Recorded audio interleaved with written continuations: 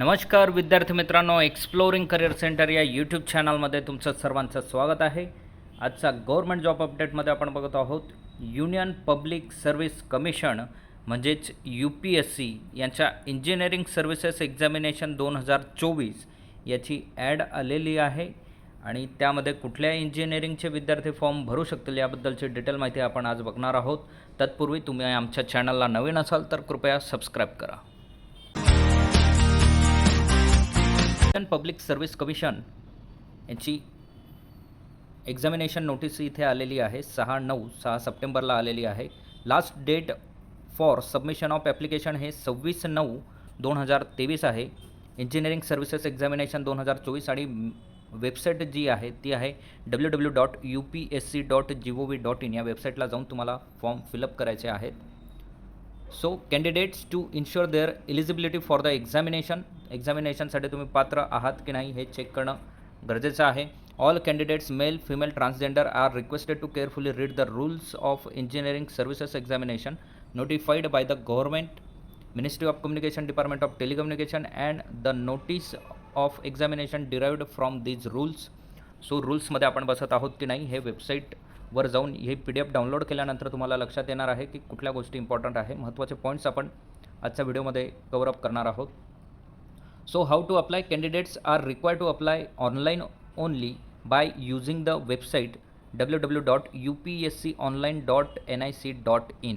So या वेबसाईटला जाऊन तुम्हाला वन टाईम रजिस्ट्रेशन, तुमचं ऑलरेडी रजिस्ट्रेशन असेल तर तुम्ही डायरेक्टली तुमच्या अकाउंटला लॉग इन करून तिथून फॉर्म फिलअप करू शकतात. जर तुम्ही नवीन असाल आणि पहिल्यांदा UPSCचा फॉर्म फिलअप करत असाल तर OTR सिस्टीम आहे, वन टाईम रजिस्ट्रेशन सिस्टीम.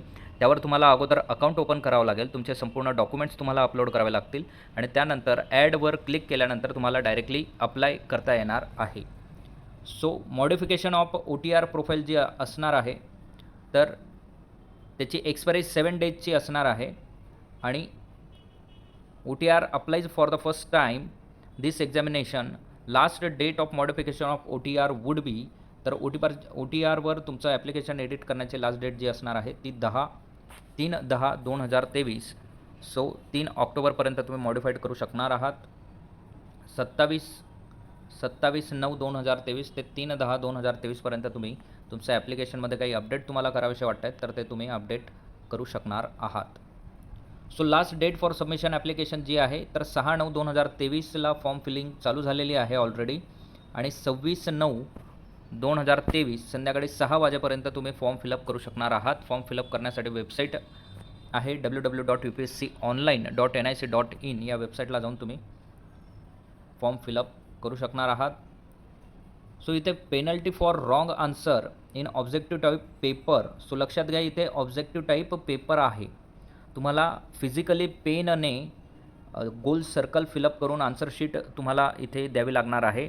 हे कम्प्युटर बेस्ड टेस्ट नाही आहे. तुम्हाला ऑफलाईनमध्ये ही एक्झाम द्यायची आहे, ऑनलाईन द्यायची नाही आहे. Candidates should note that there will be a penalty negative marking for the wrong answer mark by the candidate in the objective type questions paper. So negative marking इथे आहे. Facilitation counter and website for the guidance of candidates.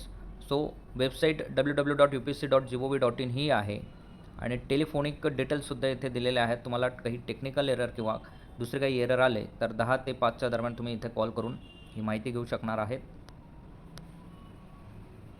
So preliminary stage examination for the engineering services examination for recruitment to the services post mention in para 2 public service commission on 18 February 2024 accordance with the rule publish by September. तर कुठल्या ट्रेडसाठी ह्या घेतल्या जाणार आहेत ते आपण बघूयात.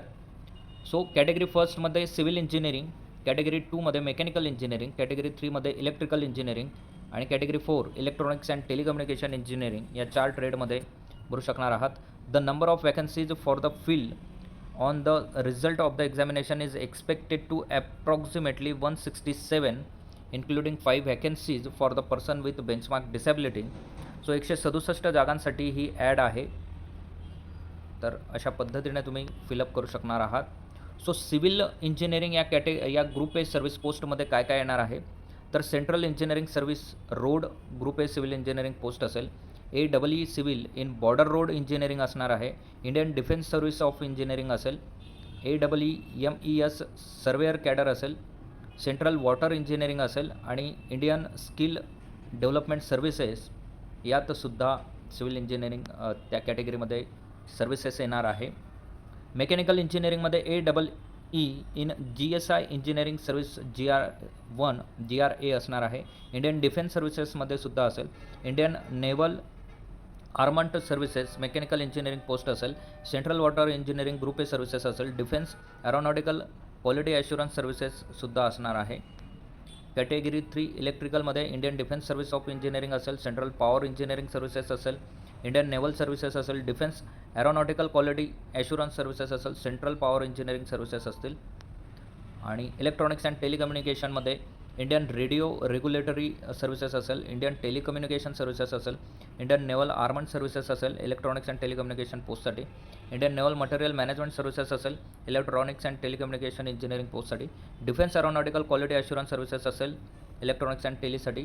Junior telecom officer group बीच्या सुद्धा पोझिशन या कॅटेगरी 4मध्ये येणार आहेत. सो महत्त्वाचा पॉईंट आहे the eligibility of a transgender for AEE civil and AEE electrical and mechanical engineering post in border road engineering services shall be as per the decision taken by the government in due courses. So त्या पद्धतीने reservation इथे transgender यांना दिलं गेलेलं आहे. Centre for engineering services preliminary एक्झामिनेशनसाठी प्रत्येक स्टेटमध्ये इथे सेंटर दिलेले आहेत. सो आपण महाराष्ट्रासाठी कुठले सेंटर आहेत ते बघूयात. सो महाराष्ट्रासाठी मुंबई नागपूर इथे तुम्ही एक्झाम देऊ शकणार आहात. महाराष्ट्रामध्ये 2 सेंटर्स आहेत. मुंबई आणि नागपूरमध्ये तुम्हाला प्रिलिमिनरी एक्झामिनेशनची एक्झाम ही देता येणार आहे. त्याचबरोबर centre for the engineering services main एक्झामिनेशनसाठी महाराष्ट्रामध्ये फक्त मुंबई इथे तुम्हाला मेन्स एक्झामिनेशन देता येणार आहे. तर प्रिलिम क्रॅक केल्यानंतर मेन्स एक्झामिनेशनसाठी तुम्हाला मुंबईला यावं लागणार आहे. एलिजिबिलिटी कंडिशन आहे. एलिजिबिलिटी कंडिशनमध्ये एज लिमिट आपण बघूयात. तर a candidate for this examination must have attain the age of 21 years and must not have attain the age of 30 years on the 1st January 2024. So she must have been born not early than 2 January 1994 and not later than 1 January 2003.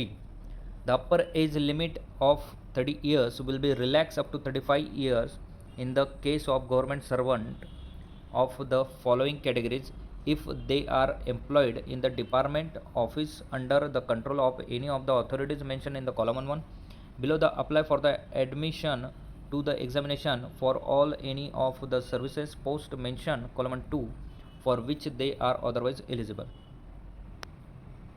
So a candidate who holds a substantively a permanent post in the particular department office order, this relaxation will not be admissible to the probationer appointed against a permanent post in the department office during the period of his probation. However, this relaxation will be admissible to the probationer so appointed provided he already retain a lie on a permanent post in the department. So फक्त permanent व्यक्ती जे डिपार्टमेंटमध्ये already काम करत असतील ह्या तर त्यांना 35 वर्षापर्यंत एजचं लिमिट हे एक्सटेंड दिलेलं आहे, रिलॅक्सेशन दिलेलं आहे. आणि candidates who have been continuously in the temporary services on a regular basis in the particular department for at least 3 years on a 1st January 2024. So जे टेम्पररी आहेत पण 3 वर्षापेक्षा ज्यांची सर्व्हिस त्या डिपार्टमेंटमध्ये झालेली आहे टेम्पररी तत्वावर त्यांनासुद्धा 5 वर्षाची सूट या एक्झामिनेशनमध्ये देण्यात आलेली आहे.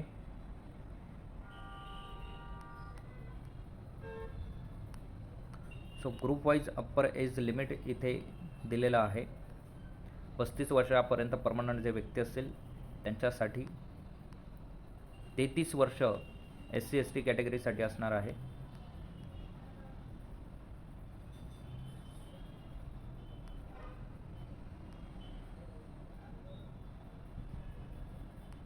सो एजची रिगार्डिंग अजून महत्त्वाचे पॉईंट्स या ॲडमध्ये आहेत. व्हिडिओ खूप मोठा होईल म्हणून आपण ते कव्हर अप करत नाही आहे.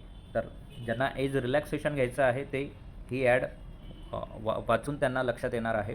मिनिमम एज्युकेशन क्वालिफिकेशन जे आहे तर obtain a degree in engineering for a university incorporated by the act of the central or state legislative in India of other educational institution establish by the act. So U G सीच्या under येणाऱ्या युनिव्हर्सिटीमधनं तुमच्याकडे degree इंजिनिअरिंगची degree असणं त्या ट्रेडमधनं compulsory आहे. इंजिनिअरिंगची degree तुमच्याकडे civil, mechanical, electrical किंवा ENTC मधनं असणं गरजेचं आहे. मेडिकल एक्झामिनेशनसुद्धा तुमची कंडक्ट केली जाणार आहे. त्याच्या नॉर्म्सनुसार फिजिकल स्टँडर्ड तुमचं काही सर्व्हिसेससाठी हे चेक केलं जाणार आहे. फीज ह्या सगळ्या प्रोसेससाठी एक्झामिनेशन फीज जी आहे तर ती फक्त ₹200 तुमच्याकडनं घेतले जाणार आहेत. Remitting the money in the branch of the State Bank of India or by using the Visa master card. तुम्ही ऑनलाईन किंवा ऑफलाईन पद्धतीने पेमेंट करू शकणार आहात. त्या पद्धतीचा टॅब तुम्हाला तिथे सिलेक्ट करायचा आहे आणि अप्लाय करण्यासाठी तुम्हाला www.upc.online.nic.in या वेबसाईटला जाऊन तुम्हाला ऑनलाईन पद्धतीने अप्लाय करता येणार आहे. Last date for submission of application आपण अगोदरच बघितलं. ती लास्ट डेट आहे 26 सप्टेंबर 2023 संध्याकाळी 6 वाजेपर्यंत तुम्हाला फॉर्म फिलअप करायचे आहेत.